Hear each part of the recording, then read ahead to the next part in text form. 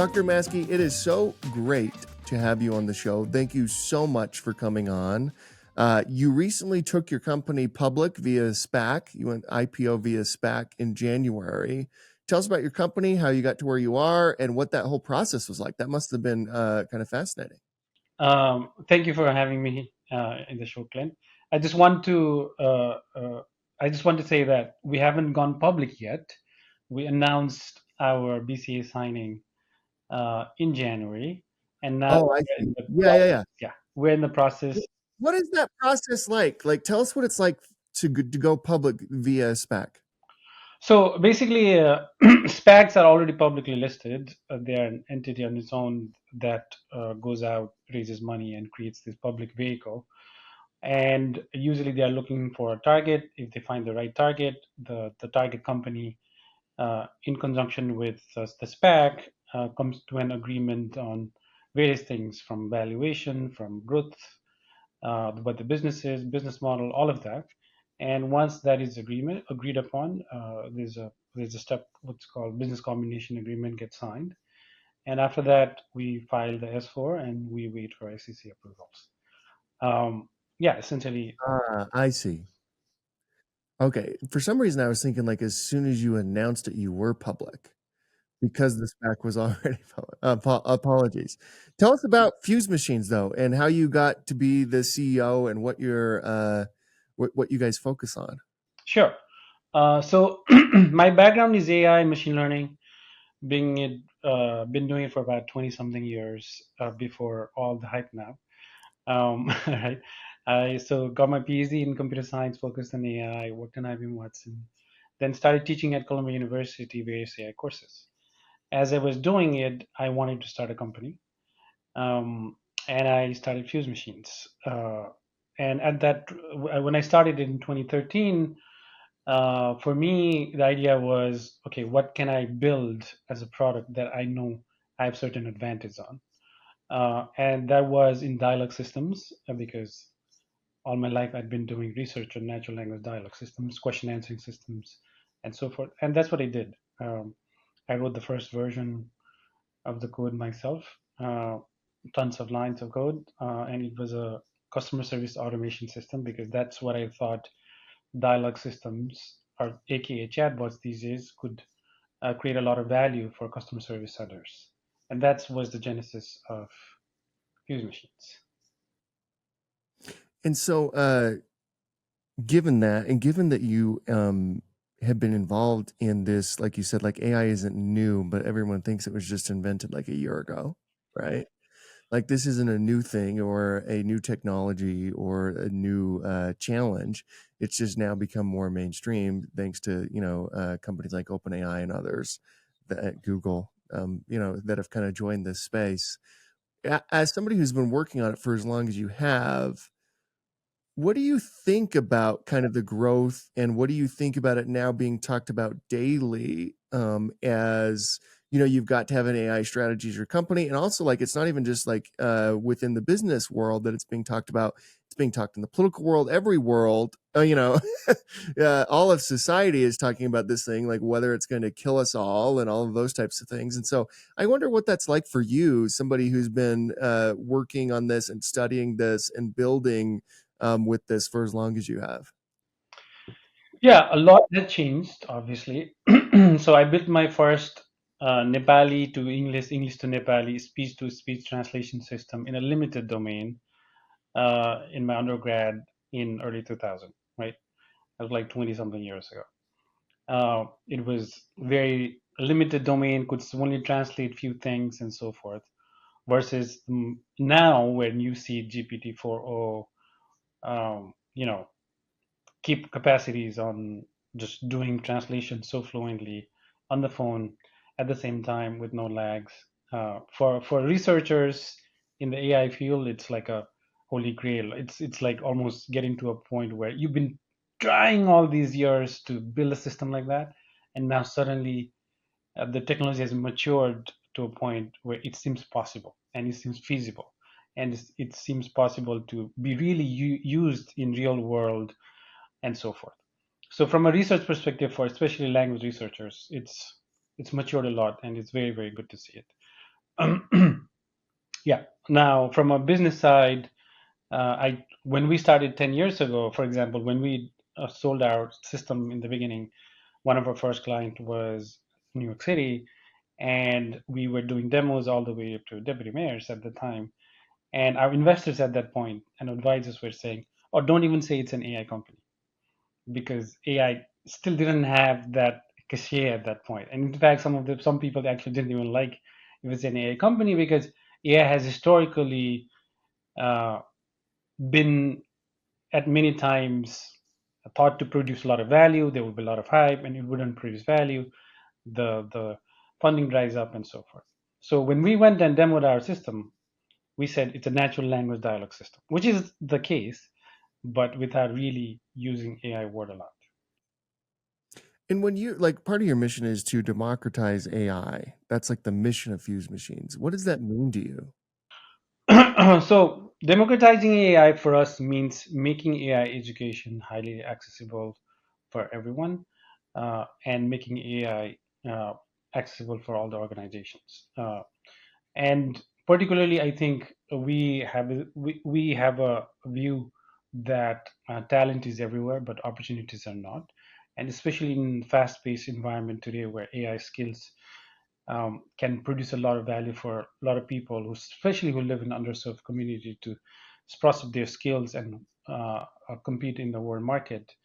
I think fulfilling our mission of democratizing AI to bring opportunities for everyone in all parts of the world uh, would has a chance to reduce poverty, bring a better quality of life for everyone, and that's what democratizing AI means for us.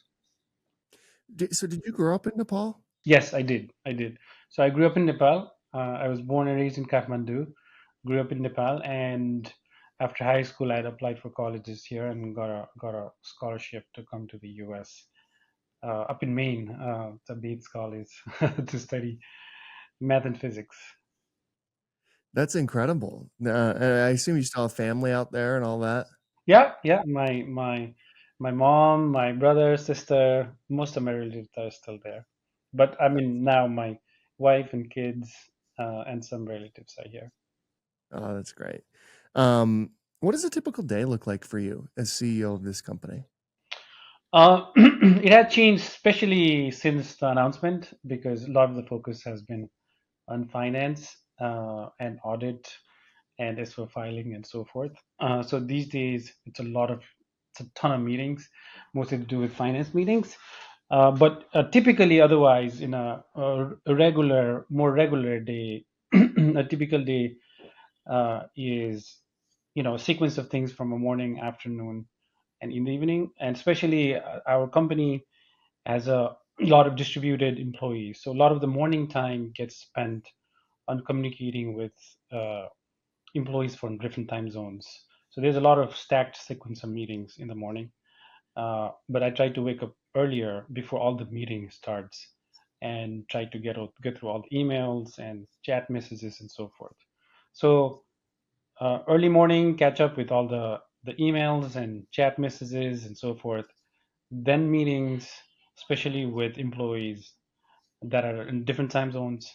Then usually some strategy meetings and metrics meetings, then external meetings during the daytime. So that's usually how the sequence goes. And then, how do you decide each day where to spend your time? At what, in what aspect of the company and what, what area of the company? Like each day, how do you make that decision? Like, this is where I'm going to spend my time. Uh, I wish I wish uh, I had more strategic way of being able to decide on this is where I'm going to spend each day. And every week, in the beginning of the week, I try to do that so that I look at the calendar and say, well, I'm supposed to spend 20% of time on strategy, 20% on external sales related meetings, and so forth, and try to see if the week looks like that. If it's not, how do I balance it out? Uh, but a lot of it is already on the weekly basis, pretty much already set with a lot of calendar invites on what the day is going to look like. But one thing I do try to make sure on a daily basis is I do make sure that I spend time with the senior executives on strategy and metrics, particularly on how we are looking forward uh, from growth perspective and so forth. And I also do sometimes. Uh, I used to do more office hours as well, in which employees can come in and chat. I want to go back to the AI thing just real quick. What do you think the future of that is? Like, what does AI look like in 10 years? And how will that change our lives as human beings? I know that's a giant question. That's a giant question. It's hard to predict even 10 months these days with the the speed at which development is happening, let alone 10 years. But I think some of the automation that's coming, particularly with language and vision, being integrated with our daily lives, will be much more integrated and fluid. Uh, uh, it's taken decades, essentially, to get to a place where AI systems, particularly language systems, is really be able to understand what we are asking for and be able to provide fluent answers. Uh, and the new LLM Gen AI systems is able to do that. As those become even more capable on doing actions, external actions for you, right? So, for example, in ChatGPT, you can ask, "Where do you want to travel?" And or let's say you're trying for a trip to Europe, and say, "Give me a really good itinerary for 4-day vacations." It will give you a really good itinerary, but you can't really just say, "Okay, just book all the hotels. Here's the rough parameters on my um, on the spend side. Here are the hotels, airlines." You, you can't do that yet, and it's people are trying to do it with agents and so forth. But I think in 10 years that probably becomes much more fluid, where you're just having a chat. It will it will able to do all of it as if your assistant was doing it. So I think these assistant systems will be able to automate and help big chunks of things that you do in daily lives. And then as you think about rise of AI and the way that it's going to change things, like what do you think in terms of what will starting a company be like? Like what will it be like to like will you need as many employees? Obviously, like I mean, there's just so many questions that go around this for entrepreneurs and people who are building in this thing. Like I believe it was Sam Altman who said we're about to see the first solo founder $1 billion company. Do you think that's possible? uh, so solo founder with everything else being machines helping. Yeah. I'm not 100% sure when is that possible, because building a company, there's still a lot of human involved, from relationships when you talk to potential clients, just even having a lot of employees be part of a culture where there's a common goal. And sometimes, as humans, sometimes efficiency goes up even more when two of you are doing the same thing together and you are gaining from each other's energy and your efficiency goes up, right? There's something about a team building a company. Um, does it have to be as many people as it is right now, hundreds, or is it can be just a team of tens of people that can build a $1 billion company? Those are some of the questions that probably become uh, very apparent as the number of people it requires to build a company and scale a company reduces to a bit. Uh, but a company just with just one founder and everything else being an assistant system, I think it'll be a while before we see that. Yeah, yeah, yeah, that makes a lot of sense. What are you reading these days? I'm reading a book called Atomic Habits. Um, it's um, I got it as a gift for my Father's Day from my daughter, and I was talking to her about how she needs to improve habit of cleaning her room and so forth. And then she gave me a Atomic Habits book. It's a good book. I'm sort of one third way into it. Uh, Yeah, that's a yeah, great book. yeah. In your opinion, what are like the three most essential traits of being a leader?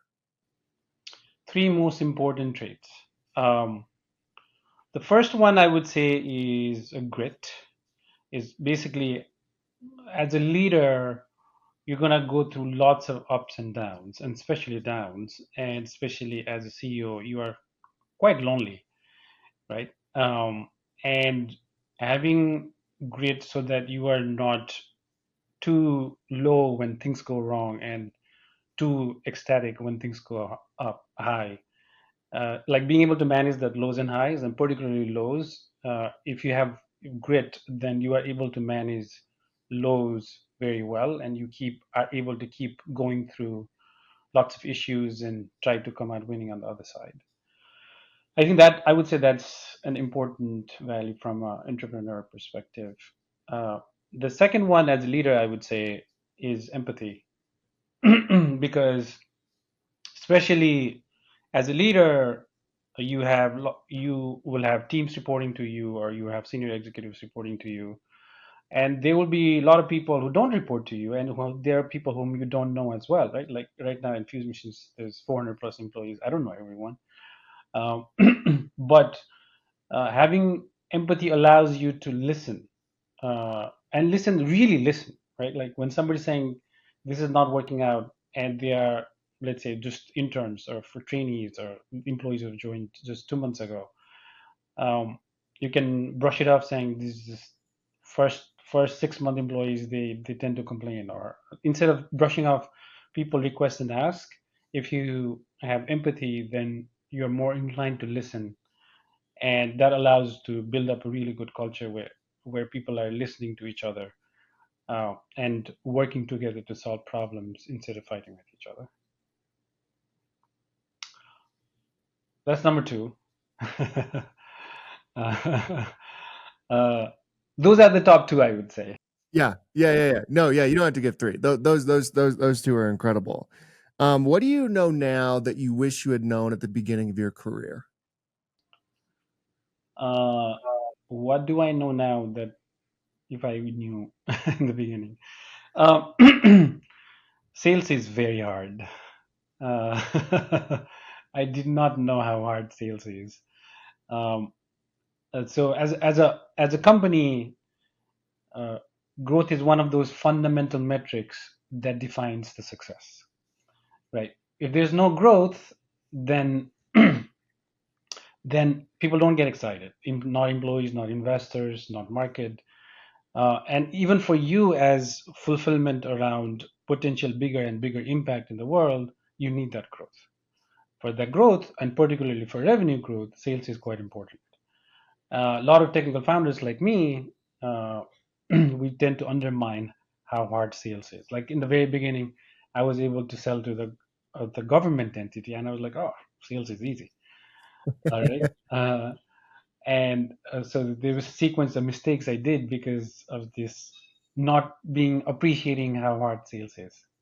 So I think uh, that's something I underestimated in the very beginning, and I wish I knew how important sales growth is, how setting up the structure and team around it is and so forth.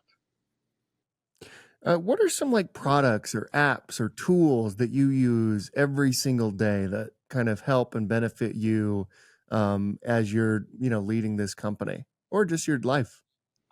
Uh, Obviously, Gmail, Google Calendar, Google Drive, Yeah. right? So some of those is obvious because everybody uses it.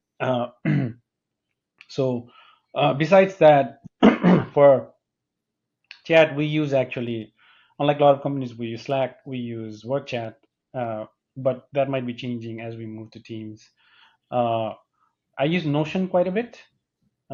Oh, Um, yeah. yeah, it's a very good mix of to do that allows you to create to do in many different ways, and also with all the project management tools embedded in it, and team features in it that allows good communication between teams for projects and so forth. Um, then I use ChatGPT, like many people are starting to use. Um, yeah, and then obviously some of the like Teams and Zoom and so forth. How do you stay grounded and stay focused on your mental health? Uh, I guess I've been trying to go to gym more, like everybody is. Um, Running, going to gym.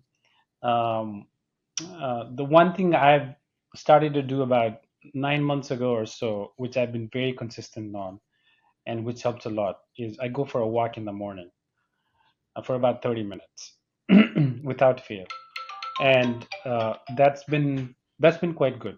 That's been quite good because during that time you're able to sort of think through things, uh, and just run that mental model on what I think needs to be done, some of the strategic related questions, uh, and so forth. Yeah. Um, fi- what do you think on like the state of the world, economic environment? You're obviously really deep in this now as you're trying to take your company public. Where are we going here this year, and how does it feel out there? Uh, I think market is doing quite well, which is good. Uh, uh, Market seems to love AI companies these days. I mean, you see the Nvidia stocks and so forth. That's the talk of the town. And from a macroeconomics perspective, uh, especially if there are rate cuts that come through, then which probably will at some point, that should keep the market in a pretty decent shape, uh, which should keep the economy humming, which is good for all the businesses. Particularly for us, it's even more crucial because as we try to go public from private to public transition, and how the market is doing around that time is quite important. Yeah. Finally, we ask everybody who comes on the show this question to end the interview, and that is at CEO.com. We believe the chances one gives is just as important as the chances one takes. I wonder when you hear that, who gave you a chance to get you to where you are today? Uh, my mom, she's been my best supporter throughout all these years. From you know, for a kid from Nepal, on uh, being given that confidence to take a chance and come to the U.S. Uh, when you have never flown an airplane before, and being able to just make that trip and providing that support and confidence throughout the years. Sameer, thank you so much for coming on the show. Really, it means a lot. Thank you so much for having me.